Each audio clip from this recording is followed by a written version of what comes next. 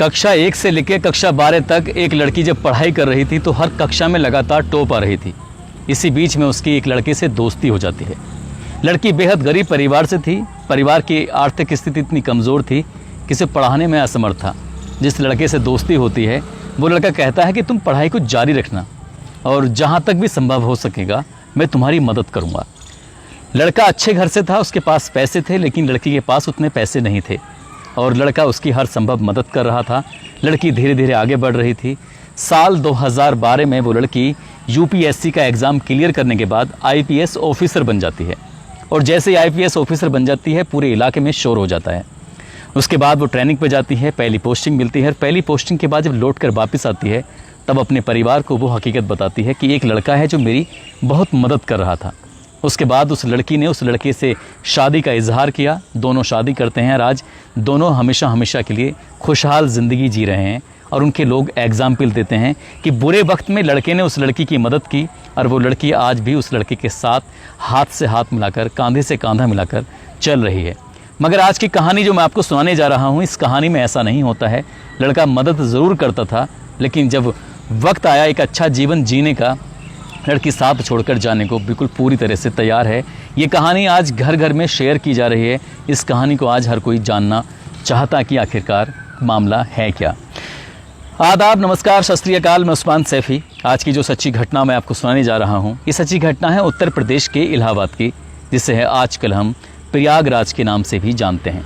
दरअसल प्रयागराज का एक थाना है धूमनगंज और इसी का इलाका है धलवा। यहाँ का रहने वाला आलोक कुमार मौर्य, जो कि एक रिपोर्टर से बातचीत करता है और बातचीत करते करते उसकी वीडियो सोशल मीडिया पर बहुत तेज़ी के साथ वायरल होने लगती है। और साथ ही वायरल हो रहा था एक चैट जो कि उसकी पत्नी के द्वारा किया हुआ था।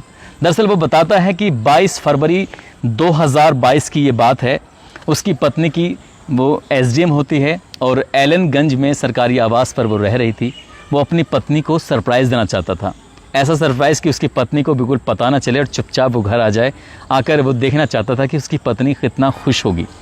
दरवाज़ा खुलता है, जो ऑफिसर के सुरक्षा में लगे हुए पुलिस वाले थे उनसे कहता है कि किसी को भी कानो कान खबर ना चल जाए, और वो लोग बिल्कुल भी बोले नहीं। दरवाज़ा खुलता है, अंदर जाता है और जैसे ही बेडरूम के अंदर जाता है, पति जो उसकी पत्नी होती है, एसडीएम जो होती है, एक पुलिस ऑफिसर के साथ आपत्तिजनक स्थिति में पाई जाती है।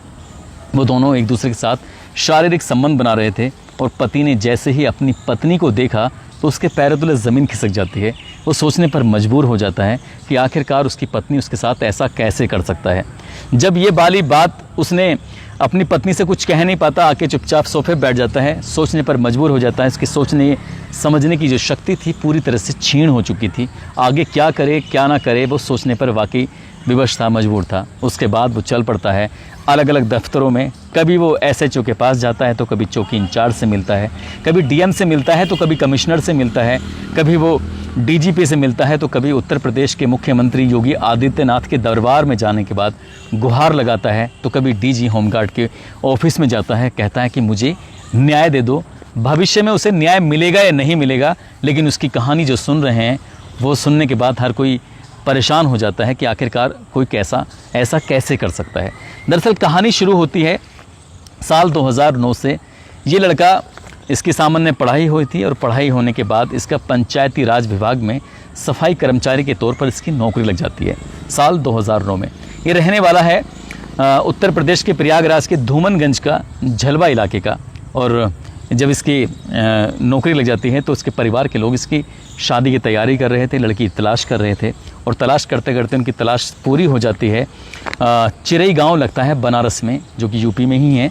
वहाँ की रहने वाली ज्योति मौर्य, 2010 में इन दोनों की शादी हो जाती है। 19 नवंबर 2010 को धूमधाम से सब कुछ इनकी ज़िंदगी में ठीक चल रहा था।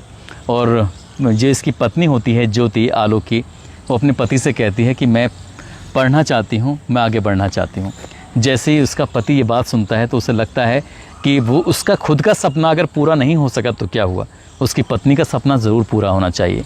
इसलिए वो अपनी पत्नी को लेकर कुछ ही टाइम के बाद सीधा काउंसलिंग कोचिंग लगता है इलाहाबाद में, वहाँ जाता है। हालांकि कई कोचिंग के दोनों मियाँ और बीवी चक्कर काट रहे थे। चक्कर काटते काटते काउंसलिंग कोचिंग में जाकर आखिरकार उससे ज्वाइन करा देता है और कहता है कि तुम दिल लगाकर पूरी ईमानदारी से, पूरी मेहनत से पढ़ाई करो जितना भी हो सकता है, बाकी किसी भी चीज़ की टेंशन मत लेना, चिंता मत करना, ना घर की चिंता करना, ना मेरी चिंता करना, ना परिवार की किसी भी चिंता मत करना। चिंता करनी है तो सिर्फ पढ़ाई की करनी है। ज्योति वाकई भाग्यशाली थी जो उसका इतना अच्छा पति मिलता है और उसने जी जोड़ मेहनत करनी शुरू कर दी। हालांकि ये भी बताया जाता है कि उस बीच में उसकी एक नौकरी लग जाती है, लेकिन उसे बनना था PCS अधिकारी और उसकी लगातार वो कोशिश कर रही थी। पति उसकी पहली पोस्टिंग प्रतापगढ़ में होती है, जो सफाई कर्मचारी। पति उसका सफाई कर्मचारी होता है, कभी नाली साफ़ करता है तो कभी झाड़ू लगाता है। वहाँ से जो पैसे कमते थे वो अपनी पत्नी को पहुँचाता था। पैसे अगर कम रहते थे तो भाई से बात करता था कि भाई कुछ पैसों की ज़रूरत है, आप मुझे पैसे दे दो, मैं अपनी पत्नी को पढ़ाना चाहता हूँ, आगे बढ़ाना चाहता हूँ। अगर वहाँ से भी इच्छाएं पूरी नहीं होती थी, पैसे की ज़्यादा ज़रूरत पड़ती थी तो अपने पिता से मांगता था। और जिस डिपार्टमेंट में वो जॉब कर रहा था तो वहाँ के DPRO से भी उसने पैसे मांगे ताकि पत्नी की पढ़ाई बीच में रुक ना जाए। खुद परेशानी में रहा लेकिन पत्नी को लगातार पढ़ाता रहा। लेकिन पत्नी भी पूरी ईमानदारी से, पूरी शिद्दत के साथ पढ़ाई कर रही थी, मेहनत कर रही थी। साल 2015 आता है और साल 2015 में जब रिज़ल्ट आता है UP PCS का, तो इस लड़की की पूरे प्रदेश में 16वीं रैंक होती है। अगर हम महिला वर्ग की बात करें तो महिला वर्ग में इसका 3रा स्थान होता है। और जैसे ही ये बात छलवा इलाके में, गांव में पता चलती है तो वहाँ के लोगों में इतनी खुशी होती है कि इस गांव की बहू ने UP PCS क्वालिफाई किया है और इसको SDM का कैडर मिलेगा। बस इतना था कि पूरे गांव में जश्न मनाया जाता है, सबके सब लोग खुश होते हैं। और अभी इस खुशी को लोग आपस में एक दूसरे से सेलिब्रेट कर ही पाए थे कि एक और खुशी हो जाती है। दरअसल इस महिला जो कि गर्भवती होती है, इसको जुड़वा बेटियां पैदा होती हैं, बेहद खूबसूरत बेटियां। और इसके बाद फिर गांव में एक बार फिर से खुशी मनाई जाती है। ज़िंदगी में सब कुछ ठीक चल रहा था और ये अधिकारी बनने के बाद इसकी अलग अलग जगहों पर पोस्टिंग होती है। कभी ये कौशाम्बी जाती है तो कभी प्रतापगढ़ में SDM के तौर पर रहती है, कभी जौनपुर में तो कभी लखनऊ में, अलग अलग जगहों पे पोस्टिंग चल रही थी। फ़िलहाल की अगर हम बात करें तो बरेली में एक शुगर मिल है, शुगर मिल में ये प्रधान प्रबंधक के तौर पर, यानी कि जनरल मैनेजर के तौर पर इसकी पोस्टिंग चल रही है। सब कुछ ज़िंदगी में ठीक चल रहा था, लेकिन ये बताता है इसका पति, जब इसने अखबारों में, टेलीविज़न पर, अलग अलग जगहों पर अपने पत्र जब उपलब्ध कराए तो ये कहता है कि साल 2020 की बात है, जब इसकी पत्नी ने सोशल मीडिया के पन्ने पलटते पलटते इसकी मुलाकात होती है एक PPS ऑफिसर से, जिसका पद था सर्किल ऑफिसर, जो उत्तर प्रदेश पुलिस में ही होता है। और पन्ने पलटते पलटते जब उससे बातचीत होती है तो एक दिन इसको थोड़ी बहुत हल्की फुल्की भनक लग जाती है। जब भनक लगती है तो वो अपने पत्नी से पूछता है कि ये कौन व्यक्ति है, जिसका नाम मनीष दुबे होता है। मनीष दुबे के बारे में पूछा जाता है तो कहती है कि मैं ऑफिसर हूँ, SDM हूँ, तो ये लोगों से मिलना जुलना तो होता ही है। इसका पति भी समझ जाता है कि हाँ, इसमें कोई बड़ी बात तो है नहीं।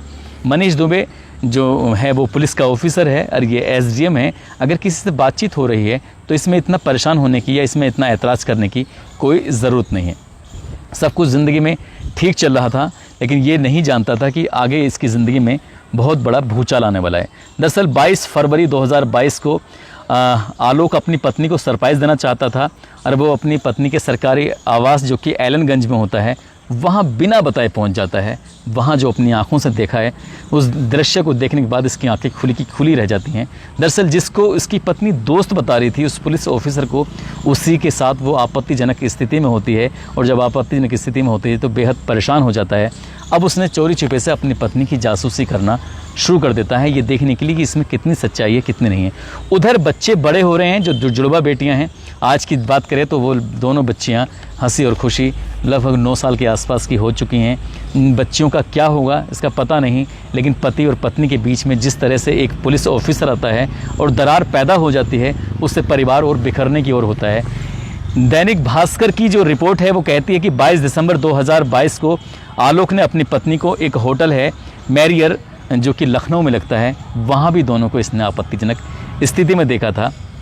इसके अलावा एक दिन इसकी पत्नी का जो लॉगिन था, फेसबुक लॉगिन, वो खुला रह जाता है। उसमें पता चलता है कि इसकी जो दोस्ती है बहुत ज़्यादा है, और एक दिन देखता है कि उसका जो व्हाट्सअप है उसमें व्हाट्सअप लगभग 100 पेजों का उसने फ़ोटो स्टेट निकलवाई या 100 पेज उसके तैयार किए हैं। उसमें जो चैटिंग देखता है तो उस चैटिंग को देख के भी इसकी हालत ख़राब हो जाती है, बद से बदतर हो जाती है, क्योंकि उसने उसमें देखा जिस तरह की एक एसडीएम इस पीपीएस अधिकारी यानी कि सीओ से लगातार बातचीत कर रही थी। उस बातचीत की जो उसमें आपस में एक दूसरे से चैटिंग थी, उसमें बहुत ही भद्दी और अश्लील बातों का उसमें प्रयोग किया गया था। इसके पति ने वो सारी अश्लील जो पोस्ट थी वो लेने के बाद अलग अलग मीडिया हाउस में दी है। उसके बाद वो लगातार वायरल होने लगती है, और मीडिया कर्मियों ने जब इसका इंटरव्यू लिया वो भी साथ में वायरल होने लगता है। और जब ये पता चलता है कि ये महिला जिसको इसके पति ने पढ़ाया लिखाया और काबिल बनाया, उसके बाद वो अपने पति को ही छोड़कर किसी और के प्यार में पड़ जाती है, तो बड़ी हैरानी होती है। और इससे भी ज़्यादा हैरानी इस बात की होती है कि जिस मनीष दुबे के चक्कर में इसकी वाइफ यानी कि एसडीएम खुद पड़ी हुई है, उस मनीष दुबे की पत्नी ने इस आलोक मौर्य से जब बातचीत करने की कोशिश की, और यही बातचीत उसने मीडिया कर्मी ने जब सोशल मीडिया पर अपलोड की थी, जब मीडिया में अपलोड हुई, तो वो ये कह रहा था कि जो मनीष दुबे है उसकी पत्नी ने हमसे बात की थी कि भैया हमारा घर पूरी तरह से बिखर जाएगा, इसलिए आप हमारी मदद कीजिए। आलोक मौर्य जब उस ऑफिसर की बीवी से बातचीत करता है तो कहता है दीदी आप परेशान बिल्कुल भी मत होइए। इससे ये पता चलता है कि ये जो व्यक्ति है आलोक कुमार मौर्य, वो महिलाओं के प्रति कितना उदारवादी है, कितनी रेस्पेक्ट करता है। और जो व्यक्ति उसकी पत्नी के साथ आपत्तिजनक स्थिति में देखा गया, वो उसकी पत्नी को भी बहन या दीदी कह के भरी मीडिया में वो संबोधित कर रहा है। लेकिन इस कहानी से एक फिल्म आई थी सूर्यवंशम, जिसमें हीरा का एक कैरेक्टर होता है जो अपनी पत्नी को पढ़ा लिखा कर ऑफिसर बनाता है, उस आईएएस ऑफिसर बनाता है, उसकी मदद करता है। ऐसे जब बातें सामने आती हैं तो लोगों को वाकई हैरानी होती है। लेकिन इसका एक और पार्ट होता है, वो दूसरा पार्ट ये होता है कि जब मीडिया कर्मी इस महिला एसडीएम के पास जाते हैं, वहाँ जाकर बातचीत करते हैं, कहते हैं कि जिस व्यक्ति ने तुम्हें पढ़ाया लिखाया है तुम उसे कैसे धोखा दे सकती हो। तो उसने कुछ एक और नई कहानी बताकर पब्लिक के जो भी लोग थे उनको शांत करने की काफ़ी कोशिश की है। वो कहती है कि 7 मई 2023 को उसने अपने पति के खिलाफ धूमनगंज थाने में एफआईआर दर्ज कराई है। जो उसका पति है उससे लगातार दहेज की मांग कर रहा है। कहता है कि मुझे 50 लाख रुपए नकद दो और एक घर भी बना कर दो। और इन्होंने मेरे साथ धोखा किया है। साल 2010 में जब शादी हुई थी, ये बताया गया था कि उसका जो होने वाला पति है वो ग्राम पंचायत अधिकारी है, ये बताकर शादी की थी। जब उसने कुछ टाइम के बाद देखा, ये परखा कि उसके जो पति है वो ग्राम पंचायत अधिकारी नहीं बल्कि सफाई कर्मचारी है, तो उसे ये बात सुनकर बहुत ज़्यादा गुस्सा आता है। उसने इस बात को लेकर अपने परिवार से ऐतराज़ भी किया था, अपने मायके वालों से भी बोला था, अपने ससुराल वालों से भी बोला था। शादी से पहले भी वो पीसीएस की तैयारी कर रही थी, शादी के बाद भी वो पीसीएस की तैयारी कर रही थी। उसने ये भी कहा है कि मेरी कोई आर्थिक रूप से मदद नहीं की है, बल्कि उसने नौकरी पाने के बाद उसने लगातार अपने ससुराल वालों की मदद करती चली गई है। उस पर जो आरोप लगाए गए हैं वो पूरी तरह से निराधार हैं। लेकिन जब लोग ये कहते हैं, जब अखबारों में टेलीविज़न पर खबर आती है कि साल 2010 में शादी होती है, और जब इसकी प्रेम प्रसंग की कहानी जो फेसबुक से शुरू हुई थी वो चल जाती है, और जब ये दोनों को आपत्तिजनक स्थिति में उसका पति देखता है, जब इसके बाद ऐतराज़ करता है, उसके बाद चौकी इंचार्ज से लेकर थाना अध्यक्ष हो, डीएम हो, कमिश्नर हो, डीजी हो या डीजीपी हो या फिर मुख्यमंत्री योगी आदित्यनाथ हो, सब जगह जब जाता है, शिकायत करता है, सोशल मीडिया पर उसकी पोस्ट, चैटिंग पोस्ट वायरल होती है, तब जाकर इस महिला के बारे में पता चलता है। लोग कहने लगते हैं कि यदि इसको ऐतराज़ था इसके साथ तो उसका साथ छोड़ देती, जब इसकी नौकरी लगी थी तब साथ छोड़ देती। इसलिए इस महिला ने अपने पति को झूठा साबित करने के लिए, क्योंकि वो पढ़ी लिखी है और वो अपने कानून के बारे में भी अच्छी तरह जानती है कि कैसे बचा जा सकता है या किसी को कैसे फंसाया जा सकता है। इसमें जो भी होगा भविष्य में कि कौन बचेगा कौन फंसेगा, ये तो भविष्य के घर में छिपा है। लेकिन डीजी होमगार्ड के पास जब जाकर शिकायत करता है, वीके मौर्य इस मामले की जांच पड़ताल इलाहाबाद के डीआईजी को सौंपते हैं और कहते हैं कि जो भी जांच में रिपोर्ट सही पाई जाएगी उसके बाद ही इसमें सही चीज़ निकल के आ सकती है। कौन झूठा है कौन सच्चा है ये तो वक्त के बाद ही पता चलेगा।